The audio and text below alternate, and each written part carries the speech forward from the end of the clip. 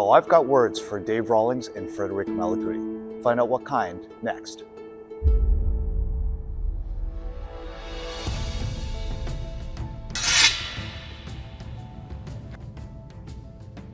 Jeftai forte swordplay.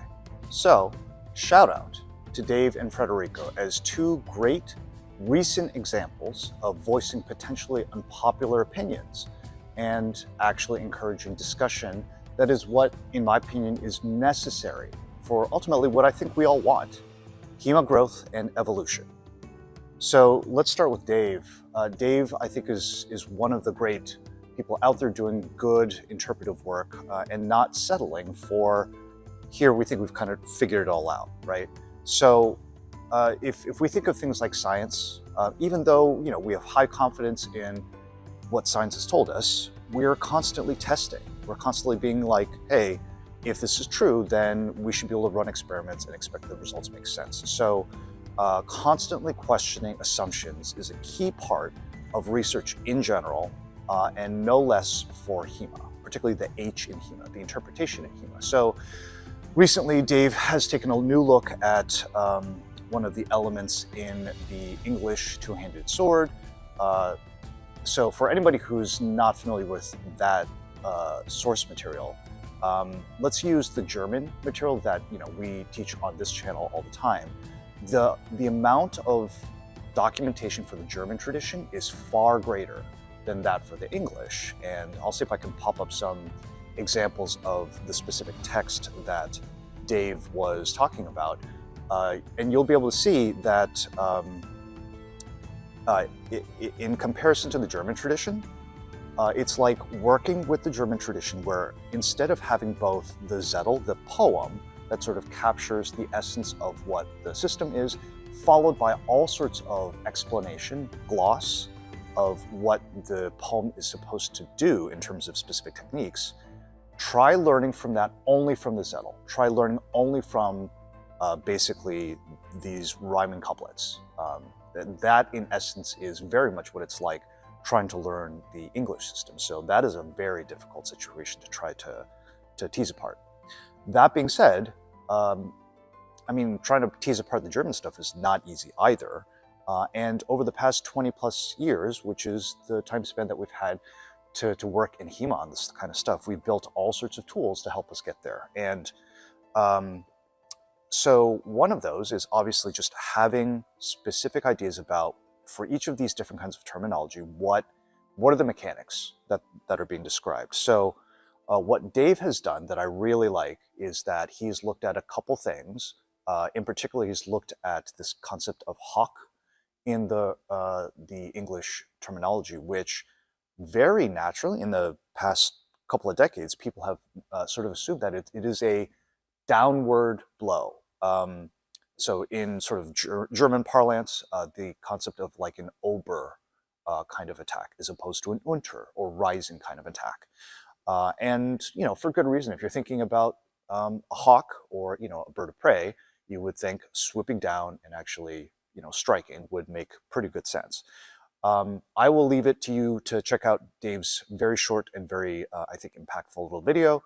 But he makes a good case for, hey, what if it's actually like a bird kind of swooping down and rising? What if it's a rising cut, right? If it's a rising attack?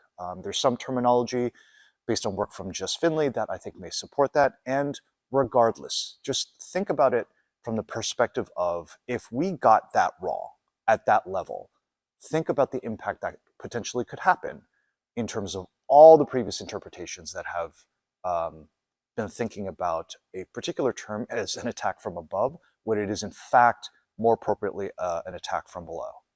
So yeah, that kind of impact on the study of this weapon is hugely impactful. The other thing that, if you look at the text, it talks about, sort of 3 steps forward and three steps back home. And that's another thing that I saw Dave not necessarily specifically call out, but I noticed, and I really like, where, in the past, there's potentially ideas that, the 3 steps forward are, these kind of like just paces, and then back home 3 paces this way. And what Dave is doing instead is actually doing something where it's more, these kind of half steps forward, sort of like forward triangle steps, and then coming back, leading in those triangles going backward as well. So again, these are just different lenses, different ways of looking at this material that can have huge impact to help unravel a very challenging situation where we need all the help we can get in terms of different hypotheses to test out. So kudos to Dave for doing the good work, and the willingness for anyone doing this work to say, hey, maybe we didn't have it all figured out, maybe we were wrong. That takes bravery, and that takes confidence in the process of being able to reevaluate periodically so that we can hopefully stumble ever closer to something that makes sense. So I think that's a great example of thinking about the historical aspect of HEMA and saying, hey, where are there areas to improve, even if it's an unpopular opinion? So as we look at the impact of that, like the other thing that I like from what Dave is doing, like just looking at the mechanics, what I see coming from his mechanics and flow look to me like increasingly more believable, frankly. And which, Dave's got great mechanics, but I think it's also an effect of like, well, now we've been looking at it for many years. We hopefully have more and more finesse and refinement in terms of the way that we think these things potentially move both in a pure mechanical sense, but also in a competitive sense, right? So now part of the question there is like, where are we getting these ideas of what makes good practical sense? Like when you look at this weapon, generally what people teach is stuff where like it's very flowy and very mechanically continuous, right? And really, for a weapon of this size and momentum, no one really seems to have any problem thinking that that makes sense for this weapon. So question then is, if it makes sense for this weapon, why do we have more difficulty thinking that it also applies for this weapon? And the reason I bring that up is this gets to the competitive aspect, right? And this is where I'm going to give props to Federico for sort of daring to voice the potentially unpopular opinion, modern Olympic fencing. Maybe that's not the end-all be-all in terms of the way that we should be approaching competitions. So going back to the two-handed sword, it makes sense for a weapon that is built for cutting and thrusting, but definitely cutting as well. You look at all of the written technique for German longsword, and if it were simply point on line, fence with sort of like small motions, half steps forward and backward, with the occasional Zwerchhau thrown in, it sure isn't described that way in the German sources. Not that the techniques that I described aren't in there, but that they describe way more than that. And so this, to me, is where I agree with Federico. He makes some really great points. And so, again, go check out his video. Rather than just simply then going into and repeating what he's saying, I want to echo the support for that, but also point out there's other things that also feed into that argument, which I'm going to emphasize. So in general, competition, over 20 years in HEMA where we've had the advantage of trying to work on building rule sets, one of the things that you discover is people definitely change their behavior depending on the rule set. So it should not necessarily be a surprise that if you base a rule set that is on modern Olympic fencing, that you are going to get technique and behavior that is increasingly similar to modern Olympic fencing technique. very linear, point online. All of that makes really, really good sense in that rule set. Question is, are we doing justice? Are we honoring the historical European martial arts as they were originally intended using that framework? And I think that is highly questionable. Going back to the effect of rule sets in general, what they tend to do is get people to want to win. Obviously, that's the goal. And in order to win, you're going to tend to filter what you know, your techniques, into the things that are higher percentage that get you to win. And conversely, by doing that, one of the things that it tends to do is then get you to not be as interested and incentivized at looking at the techniques that you don't necessarily understand or that you can't make work as well. The problem with doing that for an art that we've only been looking at for a couple of decades is that if there are things that are not fully understood, we have a decreasing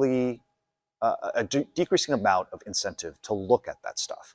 We take the stuff that we think we figured out, we further optimize it for competition, and that is what not only gets used for the most part in competition, but then the impact visually on everybody else who looks at competition begins to believe that that is the art.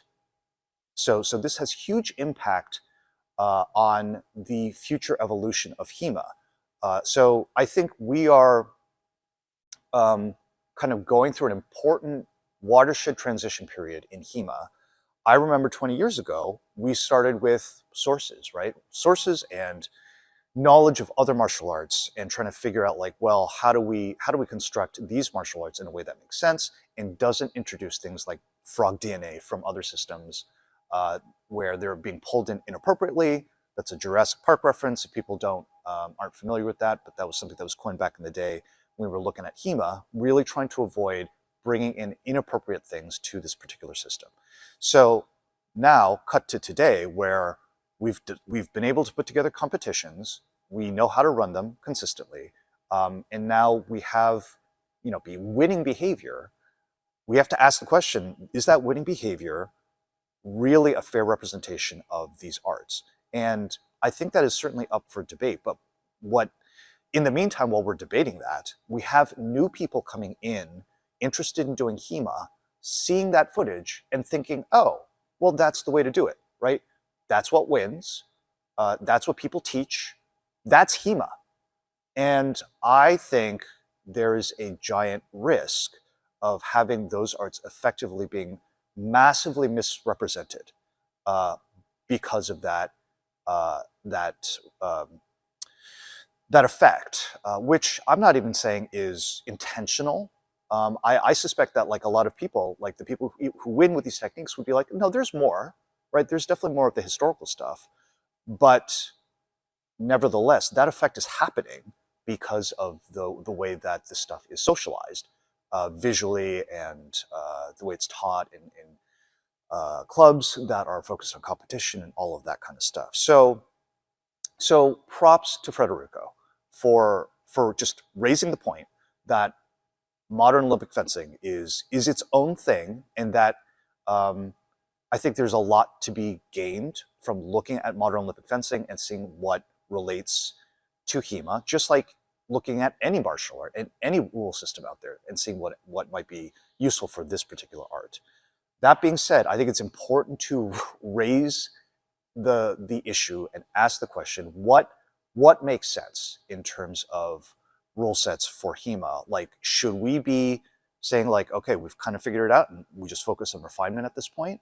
Or what are alternatives? So this gets me to the future for the next little bit for this channel. We're actually coming out from a time of year where we have sort of done a bunch of research as well as done a bunch of experimentation when it comes to rule sets. So in the coming weeks, we're going to get back to looking at material, historical material, and talking about interpretation. And let's use Dave's example as inspiration, that, hey, there is stuff that we have looked at for quite some time, but are all of our assumptions solid? And Crump-How is going to be one of those techniques that we're going to go back. We've presented it before, but this will be at a level of depth and nuance that we have never gotten a chance to actually do, and I'm really looking forward to doing that. And again, it'll be very much about questioning assumptions. And at the end of the day, the little spoiler here is that I don't think it's necessarily that our assumptions have been incorrect, but I think they often have been overly narrow.